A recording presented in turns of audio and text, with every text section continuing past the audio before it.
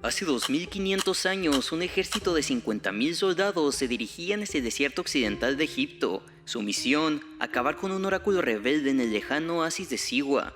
Pero en algún momento del trayecto, algo salió terriblemente mal. Esas 50.000 personas desaparecieron sin dejar rastro.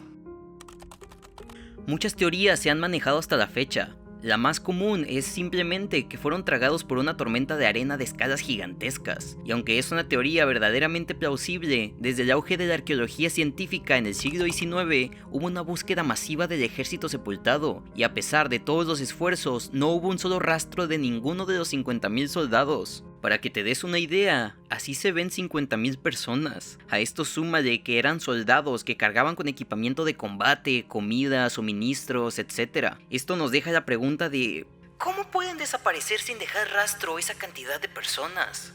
La historia del ejército perdido de Cambises comienza con una misión ambiciosa. Tras su exitosa invasión de Egipto, Cambises II puso la mira en el oasis de Siwa. Este santuario era venerado tanto por egipcios como por griegos. En su camino, el ejército se encontraba en unas condiciones complicadas, un camino de cientos de kilómetros en desierto abierto, con no demasiado acceso a agua y pocas provisiones.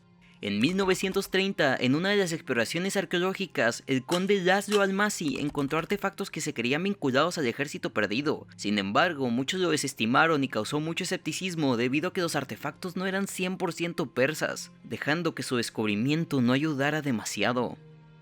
Sin embargo, en 2014, el arqueólogo holandés llamado Olaf Kapper anunció que había resuelto el misterio del ejército perdido. Kapper aseguró que el ejército no fue sepultado por una tormenta de arena, sino que fue derrotado y destruido en su totalidad por un líder rebelde egipcio llamado Petubastis III, quien se había proclamado faraón en el año 522 a.C. Esta teoría se basó en inscripciones encontradas en el oasis de Dakla a 200 kilómetros de Siwa, el objetivo del ejército. Estas inscripciones mencionaban una gran batalla entre Petubastis y Cambises. La teoría afirma que Cambises había enviado parte de su ejército a reprimir a la rebelión, pero fueron emboscados y aniquilados totalmente por las fuerzas de Petubastis. Kapper afirmó que en su momento se había inventado o exagerado la historia de la tormenta de arena para encubrir la humillante derrota de los persas. Imagina 50.000 hombres abatidos por un ejército radicalmente pequeño. Era una vergüenza que no estaban dispuestos a admitir.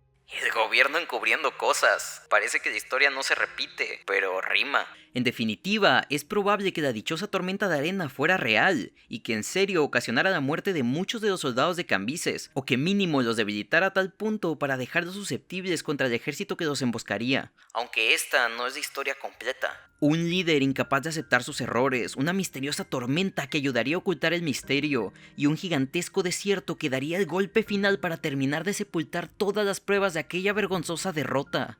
El misterio del ejército perdido de Cambises sigue sin resolverse al día de hoy. Sin más pruebas concluyentes, solo podemos especular sobre qué secretos pueden aguardar bajo las arenas de aquel gigantesco desierto. Una emboscada a un ejército poco preparado, una gigantesca tormenta o inclusive algo más que nunca pudimos explicar, algo fuera de nuestra comprensión. Sea como fuere, probablemente nunca sabremos qué fue lo que le sucedió a aquellos 50.000 hombres perdidos en la arena. Lo sentimos profundamente. Es una situación sin precedentes para Metrolink, declaró la portavoz con lágrimas en los ojos durante una conferencia de prensa. 12 de septiembre de 2008, en Los Ángeles, California. El tren Ventura County Line de la firma Metrolink, con 22 pasajeros a bordo, chocó de frente con un tren de carga de la Union Pacific, cerca del pueblo de Chatsworth. Según Dennis Tyrrell, portavoz del Metrolink, el conductor del tren no respetó un semáforo en rojo y tomó una vía por la que venía el tren de carga. A día de hoy se desconoce el motivo por el cual hizo esto. Pudo haber sido un error o inclusive algo planificado. Quizás no estaba pasando por un buen momento y quería estrellarse. Recordemos que era una persona profesional que sabía perfectamente lo que tenía que hacer. El accidente se cobró la vida de 24 personas, dejando a su vez 135 heridos, una tragedia absoluta. Pero entre medio de la tragedia, la familia de Charles Beck, uno de los pasajeros, veía una pizca de esperanza. Charles viajaba a Los Ángeles para una entrevista de trabajo cuando ocurrió el accidente, por lo que cuando la familia se enteró, esperaban lo peor. Pero de manera sorpresiva, la familia de Charles comenzó a recibir llamadas del propio teléfono de Charles, una tras otra. Al responder las llamadas, la familia solo escuchaba estática. Al haber pasado 12 horas del incidente, la familia había recibido un total de 35 llamadas provenientes del número de Charles, todas y cada una de las veces sin respuesta alguna. Inicialmente la familia pensaba que era Charles pidiendo ayuda. Lamentablemente esta teoría fue descartada luego de que la policía encontrara el cuerpo de Charles sin vida y se dictaminó por medio de la autopsia que murió por el impacto de los trenes, descartando totalmente la idea de que fuera él quien estuviera llamando. El teléfono de Charles sigue sin ser encontrado y la familia no tiene idea de quién realizó estas llamadas. Probablemente a día de hoy, 17 años después, ya nunca se sepa qué fue lo que sucedió aquel día. ¿Quién estaba llamando? ¿Por qué no decía nada? ¿Por qué nunca se encontró su celular? ¿Y por qué llamó 35 veces a diferentes personas de la familia sin decir ninguna palabra? Casos como este han habido bastantes en la historia. Incluso en este canal he hablado de uno de ellos. En el video de Misterios de Internet hablo sobre el caso de Jack Froese, un chico que después de morir por una enfermedad siguió mandando correos durante mucho tiempo a su familia, diciendo cosas que solo él podía saber y descartando ser correos programados porque hablaba de cosas que sucedieron después de su muerte. Sea algo sobrenatural o algo completamente explicable, lo cierto es que en este momento no tenemos idea de por qué Jack Froese podía mandar estos correos o cómo es que Charles Beck llamó 35 veces a su familia luego de haber fallecido.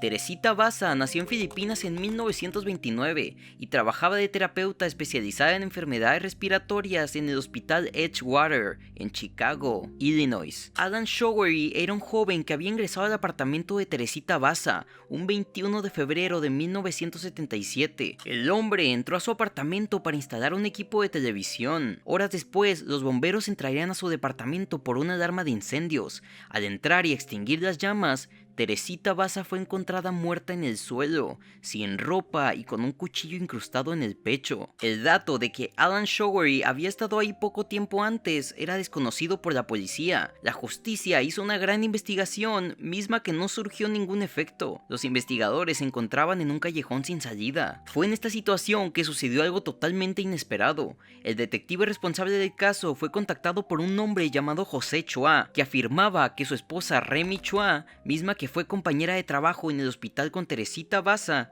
se había puesto en contacto con el espíritu de la mujer muerta, espíritu que pretendía orientar a la policía para resolver su propia muerte. La esposa de aquel hombre mencionó que Teresita Basa señaló todo sobre su homicidio, el lugar, el momento y los principales motivos. A medida de que el investigador seguía las pistas, toda la evidencia se iba confirmando, sobre todo el hurto de las joyas mencionado por la mujer. En las grabaciones que hizo la policía al testimonio de Remy Chua, el espíritu de Teresita acusó a Alan Showery, el joven que había entrado a instalar la televisión en su apartamento, acusándolo de robarle joyas valiosas, diciendo datos que solo Teresita Basa podría haber sabido, como que esas joyas fueron traídas de Francia por parte del padre de Teresita como un regalo para su esposa, y que el ladrón, al ser descubierto, la asesinó. Los policías se mantuvieron escépticos ante este tipo de evidencia, pero decidieron hacer algunas pruebas. Le preguntaron a Remy si Teresita había sido abusada sexualmente, misma que le respondió que no había sido atacada de esa forma, coincidiendo con el resultado del análisis forense que se le hizo al cuerpo de Teresita. A partir de ese momento abrieron toda una nueva línea de investigación.